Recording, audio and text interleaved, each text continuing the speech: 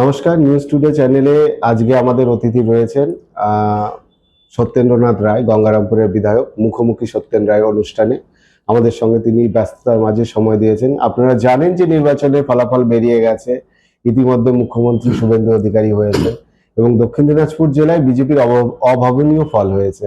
তো এই মুহূর্তে দক্ষিণ দিনাজপুর জেলায় বিজেপির নির্বাচিত প্রতিনিধিদের মধ্যে অন্যতম সত্যেন্দ্রনাথ রায়, তার সঙ্গে আমরা সাক্ষাৎকারে রয়েছি। তার কাছে আজকে বিভিন্ন বিষয় নিয়ে আলোচনা করবো। প্রথমে যে বিষয়টা আপনার কাছে জানতে চাইবো সত্যেনবাবু, যে অনেক সাধারণ মানুষ, জেলাবাসী জানতে চায় যে আপনার রাজনৈতিক জীবনে পদার্পণ কিভাবে আপনি রাজনৈতিক জীবনে আসলেন? রাজনৈতিক জীবনে ওই ছাত্রবসত করতে করতেই আমার ওই ছোটবেলার কাজকর্ম দেখি। একসময় কংগ্রেসের রেলমন্ত্রী, কংগ্রেস নেতা A.B. গরিখান চৌধুরী, তিনি বলেছিলেন, তিনিও স্বর্গীয়, তিনি বলছিলেন স্বর্গীয় নেতাকে, সোমেন মিত্রকে, যে তিনি ওই ছেলেটা খুব দৌড়ায়, খুব বলে, খুব ছটফট, দেখতো ওকে লোকসভায় নমিনেশন দেওয়া যায় কিনা। বালিগঞ্জ লোকসভাটা তো রিজার্ভ শিডিউল কাস্ট, ওকে শিডিউল কাস্ট ছেলেটা বলছে হ্যাঁ শিডিউল কাস্ট, ওকে দেওয়া যায় কিনা। তো সোমেন মিত্র সেই সময় এক বাক্যে বলেছিলেন যে না, ওকে দেওয়া যাবে, ও ভালো ছেলে, অনেস্ট, এবং ওকে দেওয়া যাবে। এবং সেখান থেকে আমার যাত্রা শুরু রাজনৈতিক জীবনে। মাত্র 26 বছর বয়সে 84 সালে প্রথম আমি বালুঘাট লোকসভায় প্রতিদ্বন্দ্বিতা করি। 84, 89 এবং 96 তিনটা টার্মস আমি সেই সময় কংগ্রেস দলের পার্লামেন্ট ক্যান্ডিডেট ছিলাম। আমি ভালো ভোট দিয়েছিল এখানকার মানুষ, মাত্র 18,000, 20,000, কখনো 19,000 এইভাবে হেরেছি। বাট বালুঘাট লোকসভায় সেই সময় প্রতিদ্বন্দ্বিতা করে সত্যেন রায় গ্রামের ছেলে, সত্যেন রায় গ্রামের ভাই, তাকে ভোট দেওয়া চাই, এই একটা স্লোগান ছিল মানুষের কাছে সেই সময়। দক্ষিণ দিনাজপুর জেলায় কালিয়াগঞ্জে, গাজল সেটা আমার মধ্যে ছিল। তো ভালো ভোট দিয়েছিলেন, আমার সেখান থেকে যাত্রাটা শুরু।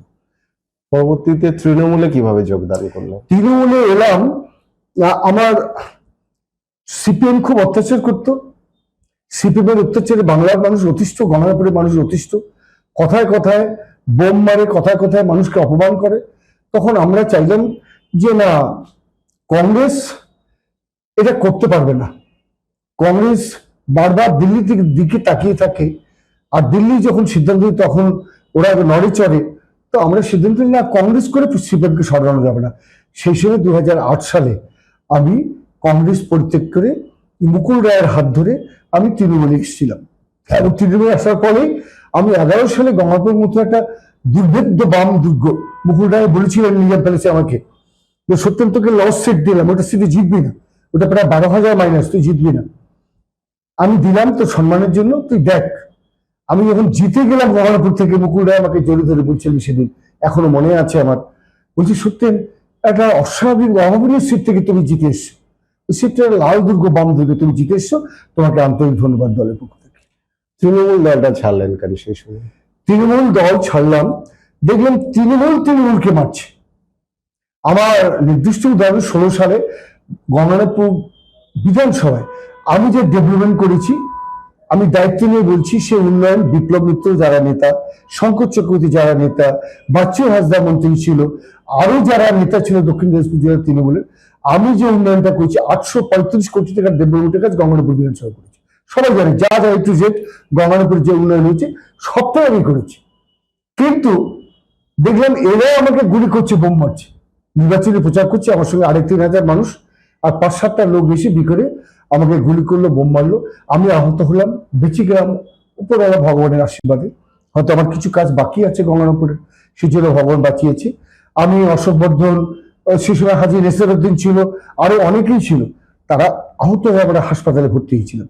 কোনো বিচার পাইনি মমতা ব্যানার্জির কাছে। দেখলাম যে এত কাজ করার পরও গঙ্গারামপুর বিধানসভায়, তারপরেও দেখছি একের পর এক সম্মানজনক যেগুলো কাজের দায়িত্ব আছে, সেই দায়িত্বগুলো একটা পরিবার, শুধু গঙ্গারামপুরের বিপ্লব মিত্রের পরিবার, শঙ্কর চক্রবর্তীর পরিবার, আর কারা কারা আছে তাদের পরিবারে দিয়ে যাচ্ছে। দিদি একবারও ভাবলেন না সেই সময়, এবার পরাজিত দিদি আমার একবারও ভাবলেন না যে গ্রাম থেকে উঠে আসা, এখনো আমার গ্রামে বাড়ি, শহরে কোথাও বাড়ি নেই, না কলকাতা শহরে বাড়ি, না কোথাও অন্য শহরে বাড়ি, করতে পারিনি। গ্রামে একটা ছোট্ট বাড়িতে কোনো রকমে এখনো থাকি, 3 বারের এমএলএ। আমি এলাম না, ডেকে বললো না বাংলার মুখ্যমন্ত্রী যে তোমার উপর খুব অত্যাচার হয়েছে, আমরা দেখছি, তুমি দায়িত্ব নিয়ে কাজ করো। দেখি অন্যান্য দায়িত্ব দিচ্ছে, কিন্তু আমাকে কোনো দায়িত্ব দিচ্ছে না। তা আমার কাছে শিশুর প্রশ্ন ছিল দলের কাছে, আমি যদি এতগুলো কাজ আমি করাতে পারি, করতে পারি গঙ্গারামপুর, যেটা কেউ করতে পারে, দায়িত্ব জিজ্ঞাসা করবেন আপনি আপনার বিধানসভায় কত টাকার কাজ করেছে। আমি দায়িত্ব দিয়ে বলছি, আমি একটা একটা করে কাজ বলে দেবো আপনাদের, যে এটা আমার ব্রেন থেকে বেরিয়েছে এবং অক্লান্ত পরিশ্রম করে তাদের কাছে নিয়ে এসেছি, সেই কাজগুলো করেছি। আমাকে কোন দায়িত্ব দিয়ে করতে হবে? অবহেলা। কারণ আমি নিম্ন বর্ণের শিডিউল কাস্ট রাজবংশী পরিবার, উত্তর বাংলার মানুষ। একটা সময় দেখতাম, সেই সময়টার কথা বলছি, যে যখন তৃণমূলে আপনি এমএলএ ছিলেন, সেই সময় আমরা দেখেছি যে আপনি একটা তৃণমূলের সভাতে পিছনের সারিতে বসতেন এবং অনেক সভাতেই আপনি বলতেন না, কেন? না না, গঙ্গারামপুরে তখন এটাই ছিল, আমি গঙ্গারামপুরে 3খানা অ্যাম্বুলেন্স দিয়েছি। গঙ্গারামপুর নেতারা অ্যাম্বুলেন্সে প্রতিটি এমএলএর নাম লেখা থাকবে, যে বিধায়ক অমুক তার আর্থিক সৌজন্যে এই অ্যাম্বুলেন্সটা দেওয়া হলো। 3খানা অ্যাম্বুলেন্স দিয়েছি, কোনো অ্যাম্বুলেন্সে আমার নাম লেখা নেই। আমি কালীতলা আমতলীঘাট রাস্তা করেছি।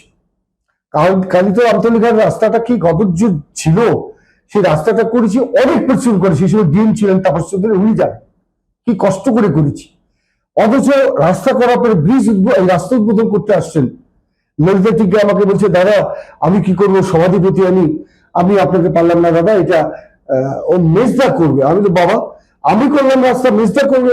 মেজদা কি গঙ্গারামপুর বিধায়ক না? আমি গঙ্গারামপুর বিধায়ক, আমি তো বলেছি। মেজদাটাকে মেজদা জানি না, ও এই ললিতা টিকাদের মেজদা হলো গঙ্গারামপুরের বড় বাড়ি বলে চিহ্নিত, যে তার নাম বিক্রমিত, তুমি হলো মেজদা সভাপতি।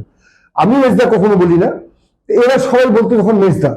তা আমি শুনেছি সেই সময় উনি হলেন মেজদা, উনি উদ্বোধন করলেন। তো গঙ্গারামপুরের টোটালটা এরকম। শেষ পর্যন্ত সেই সময় বাংলার মুখ্যমন্ত্রী, আমি যখন পলিটেকনিক কলেজটা গঙ্গারামপুরে জলপাইগুড়ি হওয়ার কথা ছিল, এটা যখন গঙ্গারামপুর ট্রেনিং নিয়ে আসলাম, ট্রেনিং এসে গঙ্গারামপুর যখন হলো, অনেক বাধা, অনেক সমস্যা। গঙ্গারামপুর এটা করলাম, জমি নেই, সেই জমি ব্যবস্থা করলাম। এই যে এখানে সব সিপিএম করতে, এখন আমার বিজেপি করে। তো এদের কাছ থেকে জমি নিলাম, রঞ্জিত সিংদের কাছ থেকে, ওর ভাইদের কাছ থেকে জমি নিলাম। জমি নিয়ে জমির দাম দিয়ে ওখানে কলেজটা করলাম। কলেজ উদ্বোধন করবে কে? বিপ্লব মিত্র। আমি গঙ্গারামপুর কলেজ নিয়ে এলাম, সেখানে খরচ হলো প্রায় 37 কোটি টাকা। আর বলছি উদ্বোধন করবে বিপ্লব মিত্র। কেন? তুমি আমাকে সাথে নিয়ে করতে পারো, আমি তোমাকে কখনো অসম্মান করিনি। আমি যদি সাথে থাকি তোমার অসুবিধা কথা, অসুবিধা হলো এই গ্রাম থেকে আসা কৃষক পরিবারের ছেলেটা কেন মাতব্বর হবে, কেন উদ্বোধন করবে আমরা থাকতে? এই যে একটা নাগুচু ভাব, এই নাগুচু ভাবের জন্য অনেক অবহেলা, অনেক অপমান আমাকে তৃণমূল থেকে করা হয়েছে। এই অবহেলা অপমানের জন্য আমি বাধ্য হয়ে শেষ পর্যন্ত 2020 সালে আমার নেতা শুভেন্দু অধিকারী, বর্তমান তিনি বাংলার প্রিয় মুখ্যমন্ত্রী, তার ডাকে আমি চলে গিয়েছিলাম বিজেপিতে, এবং অমিত শাহজির সভায় আমি জয়েন করেছিলাম মেদিনীপুরে বাধ্য হয়ে। এবং তারপর থেকে কাজ করেছি, অনেক কাজ করেছি গঙ্গারামপুরে। এবং আপনারা বলুন না, আপনি এদেরকে বলবেন কোন বিজেপি মিলে বাংলার 70 জন মিলে আমরা রাষ্ট্রপতি ছিলাম, অনেক প্রয়োজন ছিল, অনেক ডাক ছিল আমার পরে, অনেক প্রেশার ছিল আমার পরে। তার সত্ত্বেও আমি কখনো তৃণমূলে যাইনি, বিজেপি ছিল, অনেকে গিয়েছিল। আমি তারপরেও তৃণমূল সরকারের কাছ থেকে আমি নয়াবাজার ফটোপাড়া ব্রিজ করেছি, 5,84,00,000 টাকা, 76 বছর হয়নি। আমি অনেক লড়াই করে দিয়েছি, করেছি। 2খানা রাস্তা করেছি, 2খানা রাস্তা 2 কোটি টাকা, একটা ধর্মডাঙ্গা রাস্তা, একটা বাংলাপাড়া রাস্তা। আমরা একটা ছোট ব্রিজ আশারানী সরকার তখন দিয়েছিলেন, তখন তিনি করে দিয়ে গেছেন। আমার এটাকে করে দিয়ে গেছেন বিজেপি কৃষ্ণ দিয়েন, সেই সময় করে দিয়ে গেছেন। আমাকে বলতো বিজেপির সব এমএলএরা ডিএমরা সহযোগিতা করে না। আমি বলছি আপনার ডিএমদের প্রশাসনিক যারা দায়িত্বে আছে তাদের সহযোগিতা আপনার ঠিকমতো নিতে পারে না, তাই বলে কাজ করতে পারে। আমি গভর্নমেন্টের উপরে কাজ করে দিচ্ছি, অনেক কাজ। এখানে কেন্দ্র থেকে টাকা নিয়ে এসেছি, 44 কোটি 77 লক্ষ টাকা আমি ট্যুরিজম জন্য নিয়ে এসেছি, যে কিষাণ রেড্ডি মন্ত্রী ছিল। আমি বানগড়টাকে একটা উন্নত মানের একটা ট্যুরিজম স্পট করার জন্য আমি আপ্রাণ চেষ্টা করি, আমি করেছি। সেই দিনও ডিজি এএসআই रावत जी আমাকে ফোন করে বললেন বাধাই বাধাই हो एमएलए साहब बाधाई हो, बहुत ভোট से जीता आपने, ठीक है, थैंक यू सर, ठीक है।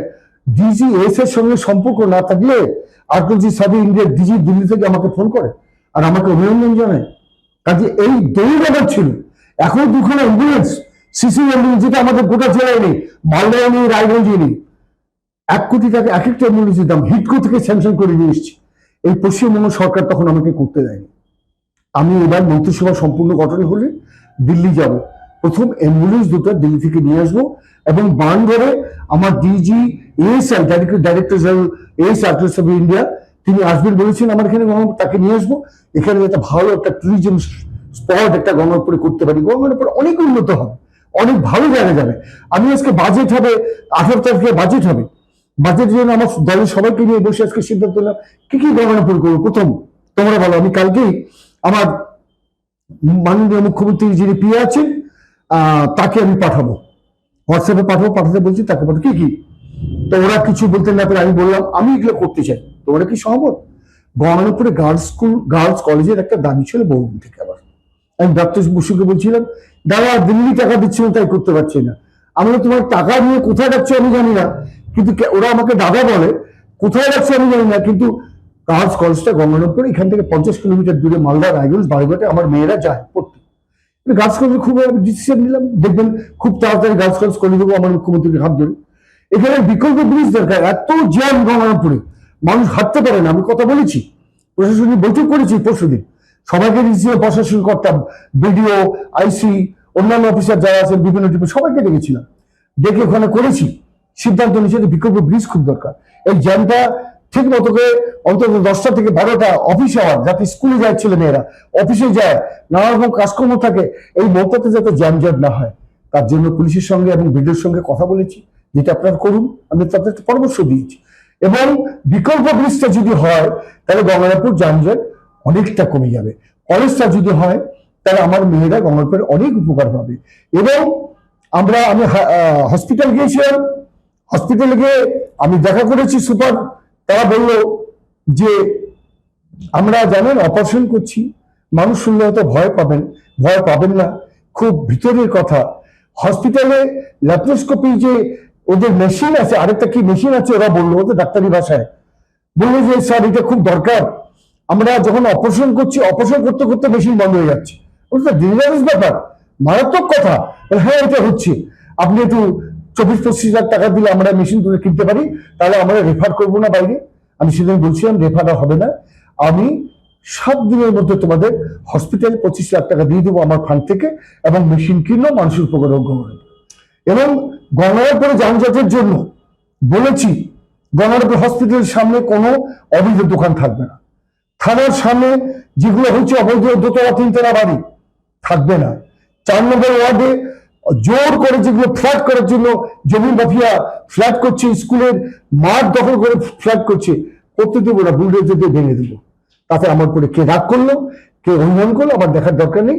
মানুষের সম্পত্তি নিয়ে যে তোমরা নষ্ট করছো, তোমাদেরকে সেই সরকার ছাড়বে না, এটা করা হবে। এখন একটা বিষয় ভীষণ প্রাসঙ্গিক ভাবে উঠে আসছে যে মেডিকেল কলেজ ঘোষণা কোথায় হবে, এ নিয়ে আপনারা কি চিন্তা ভাবনা করেন? মেডিকেল কলেজ সম্পর্কে ডক্টর সুকান্ত মজুমদার আমার প্রিয় এমপি, এবং আমাদের সবারই দাবি ছিল দক্ষিণ দিনাজপুর জেলায় একটা মেডিকেল কলেজ হোক। আমি সুকান্ত মজুমদারের কাছে প্রস্তাব পাঠিয়েছি, শুধু গঙ্গারামপুরে বলে নয়, পাঠিয়েছি। একটা আমাদের জেলাটা একটা লম্বা, মানে একটা গিয়ে বর্ডার দিয়ে ধার দিয়ে চলে গেছে একদম বাংলাদেশে, এটা সেই সময় দেশ ভাগ হওয়ার সময় সেই সময় হয়েছে।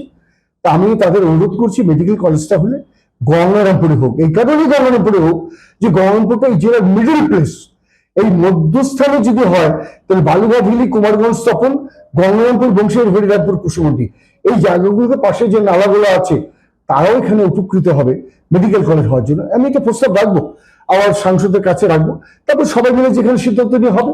প্রশাসনিক ব্যাপারে আমি আমার এমপি সাহেবের সঙ্গে আর আমি ঝগড়া করতে যাবো না। আমি অনুরোধ করবো যে জেলার সাথে একটা মধ্যস্থ মিডিল প্লেসে এই মেডিকেল কলেজ হওয়া উচিত, এটা আমার লজিক। এখনো তো রাজ্য সরকার গঠন হওয়ার পরে মন্ত্রিত্ব এখনো সম্পূর্ণ হয়নি, তো আপনি তো দক্ষিণ দিনাজপুরে বর্ষিয়ান একজন রাজনীতিবিদ এবং 3বারের বিধায়ক, রাজবংশী মুখ উত্তরবঙ্গের অন্যতম, তো সেই জায়গায় আপনার সম্ভাবনা কতটা বলে মনে হচ্ছে? এ ব্যাপারে দল বলবে, আমি এটা জানি না, আমি কাউকে বলি নেই তোমরা আমাকে মন্ত্রী হলো। দল জানে আমি কি কি কাজ করেছি। আমার মাননীয় মুখ্যমন্ত্রী সুকান্ত মজুমদার, আমার মাননীয় মন্ত্রী একবার বিধানসভার 70 টেবিলকে সামনে বলেছিল কাজ কিভাবে করতে হয়, সত্যেন্দ্রের কাছে আপনারা পরামর্শ নিন। ওরা জানেন যে আমি কিভাবে কাজ করেছি, কি দিল্লি থেকে কি রাজ্য থেকে। তা কাজের ব্যাপারে আমার যে পরিসংখ্যান যে কাজ ছিল সেটা ওনারা জানেন, সেই জন্য বলেছিলেন। এবং তারপরে এমএলএরা, বাংলার বিভিন্ন জায়গার এমএলএরা আমার কাছে পরামর্শ দিয়েছি, বিভিন্ন কাজের জন্য তাদেরকে দিয়েছি, অনেক সময় দিল্লি নিয়ে গিয়েছি।